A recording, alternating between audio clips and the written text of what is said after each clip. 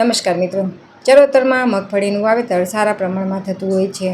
જો વાવેતર યોગ્ય પદ્ધતિથી કરવામાં આવે તો સારું એવું ઉત્પાદન મેળવી શકાય છે. જમીનની પ્રાથમિક તૈયારી. સારી રીતે નિતાર શક્તિ ધરાવતી રેતાળ, ગોરાળુ તથા કાળી જમીન મગફળીને વધુ માફક આવે છે. વધુ પડતી કાળી ચીકાસવાળી તેમજ ક્ષારવાળી જમીન માફક આવતી નથી. મગફળીના સારા ઉગવા માટે છોડની પૂરતી સંખ્યા મેળવવી.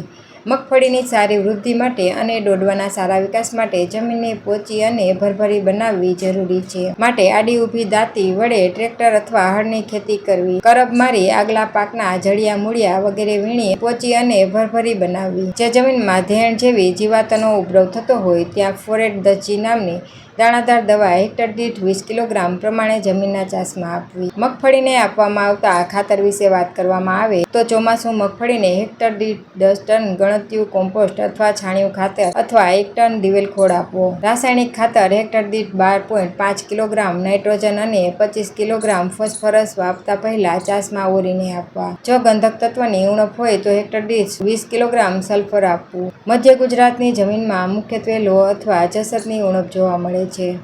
જસતની ઉણપ માટે ઝીંક સલ્ફેટ 8 થી 10 થી 20 કિલોગ્રામ પ્રતિ હેક્ટર મુજબ પાયાના ખાતર તરીકે જમીનની તૈયારી સમયે આપવું. ખરેખર તો જમીનના નમૂનાનું જમીન ચકાસણી પ્રયોગશાળામાં પૃથ્થકરણ કરાવવું અને તેના આધારે જ ભલામણ મુજબ ખાતરો આપવા વધુ હિતાવહ છે. વાવેતર સમય અને મગફળીની જાતો. જમીન અને વરસાદની પરિસ્થિતિની સાથોસાથ વાવેતર સમયને અનુકૂળ આવે તેવી મગફળીની સુધારેલ જાત પસંદ કરવાથી વધારે ઉત્પાદન મેળવી શકાય છે.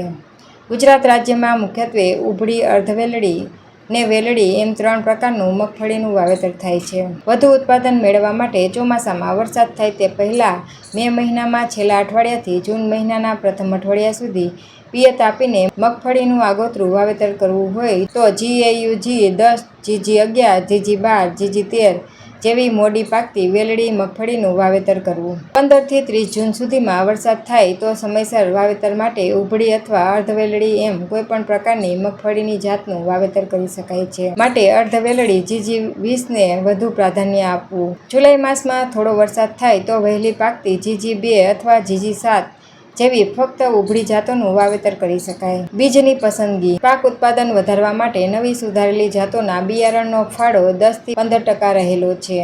ચોમાસું મગફળી માટે અગાઉ જણાવેલી જાતો પૈકી જે તે વિસ્તાર માટે ભલામણ કરેલી યોગ્ય જાતની પસંદગી કરવી જોઈએ. બિયારણ સારી જનનિક ગુણવત્તા ધરાવતું, સારી રફુકરણ શક્તિવાળું, કોઈપણ જાતોની ભેળસેળ વગરનું અને ખાતરીલાયક હોવું જોઈએ. બને ત્યાં સુધી પ્રમાણિત બીજનો જ ઉપયોગ કરવો. બીજનો દર અને વાવણી અંતર. મગફળીના પાક વધુ ઉત્પાદન મેળવવા માટે વાવેતર કરેલા વિસ્તારમાં પૂરતા અને સપ્રમાણ છોડની સંખ્યા જાળવવી જરૂરી છે. બીજની માવજત.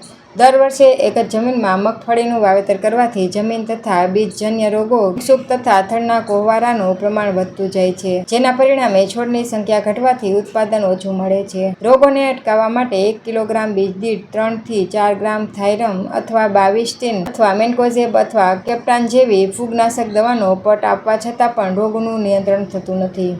તેનું મુખ્ય કારણ બીજને યોગ્ય રીતે પટ આપ્યો હોય તેવું બની શકે છે. બીજને સારી રીતે પટ આપવા માટે સીડ ડ્રેસર વાપરવું. જો સીડ ડ્રેસર હોય તો પતરાના પીપમાં દાણા અને દવા યોગ્ય પ્રમાણમાં નાખી બરાબર હલાવી પટ આપી શકાય.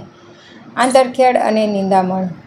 મગફળીના પાકમાં નિંદામણથી 30 થી 50% જેટલું ઉત્પાદનમાં નુકસાન થાય છે. મગફળીના પાકને પ્રથમ 45 દિવસ સુધી નિંદામણ મુક્ત રાખવો ખૂબ જ જરૂરી છે. માટે વાવેતર કર્યા પછી 15 થી 20 દિવસના અંતરે 2 આંતરખેડ અને હાથ નિંદામણ કરી પાકને નિંદામણ મુક્ત રાખવો જરૂરી છે. પિયતની વાત કરવામાં આવે તો ચોમાસા દરમિયાન વરસાદ પૂરતો અને સપ્રમાણ વહેંચાયેલો હોય તો મગફળીના પાકને વધારાના પિયત આપવાની જરૂરિયાત નથી. પરંતુ ફૂલ અવસ્થા, સોયા ઉતરવા અને ડોડવામાં દાણાના વિકાસ અવસ્થાએ વરસાદ હોય અને જમીનમાં ભેજની ખેંચ જણાય તો વધારાનો પિયત આપવાથી સારું ઉત્પાદન મેળવી શકાય છે.